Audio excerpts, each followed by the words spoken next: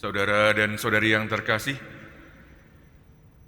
setiap kali kita berada di jalan raya, khususnya bagi mereka yang bisa mengemudi, pasti bisa melihat tanda-tanda lalu lintas, rambu-rambu lalu lintas, terutama yang berwarna kuning dengan tandanya, dengan simbolnya warna hitam.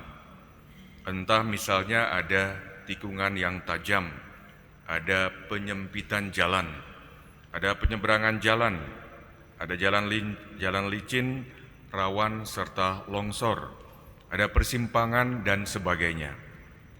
Pengendara harus awas dan jeli terhadap tanda-tanda ini, sebab di depan mereka itulah yang nanti akan mereka lalui, akan mereka hadapi. Tujuan akhirnya adalah supaya pengendara tersebut, misalnya kita, dapat sampai ke tempat tujuan dengan lancar dan selamat. Peringatan pun bisa diberikan oleh orang lain kepada seseorang, entah nasihat atau yang lebih keras yaitu peringatan.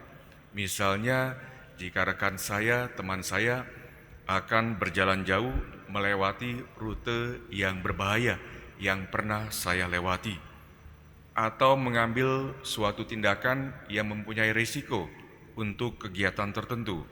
Saya sudah pernah mengalaminya, maka saya berupaya memberikan peringatan kepada teman saya, rekan saya, supaya tidak mengalami apa yang saya alami sebelumnya.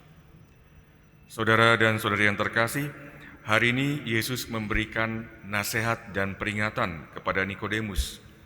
Injilnya sama, diskusi antara Yesus dengan Nikodemus mulai hari Senin yang lalu sampai hari ini.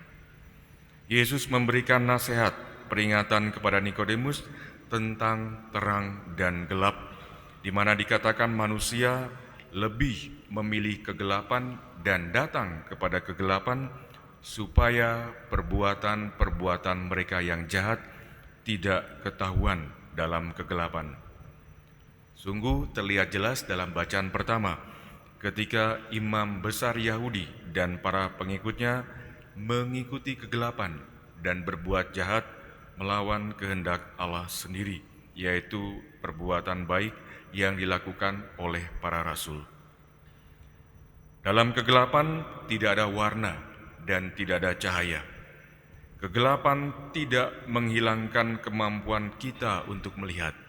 Sekali lagi saya katakan, kegelapan tidak menghilangkan kemampuan kita untuk melihat. Sebaliknya, penglihatan kita menjadi tidak berguna tanpa cahaya. Cahaya yang dapat menuntun jalan kita menuju ke arah yang dikehendaki oleh Tuhan sendiri. Demikian pula dalam ranah spiritual, dalam ranah rohani.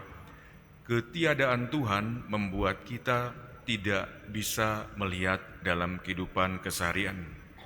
Orang tidak bisa dan tidak mampu membedakan yang baik dari yang jahat, dan kita tidak tahu jalan menuju kekudusan.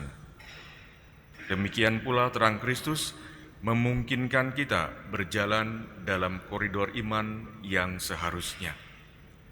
Nikodemus adalah contoh dalam kitab suci bagaimana saya bisa menemukan terang yang sejati. Bisa terjadi Nikodemus tahu ada terang yang sesungguhnya dan terang itu sedang ia pegang, tetapi terang yang ia ketahui itu sedang redup.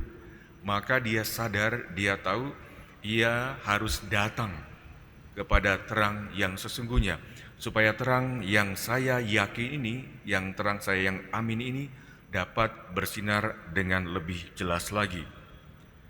Saudara dan saudari yang terkasih, seperti halnya Nikodemus, Yesus mampu melihat setiap nyala api iman yang redup dalam jiwa kita masing-masing.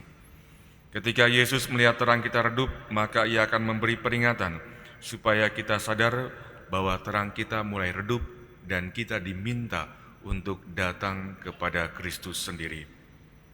Nyala iman yang redup perlu di-recharge kembali supaya lebih terang.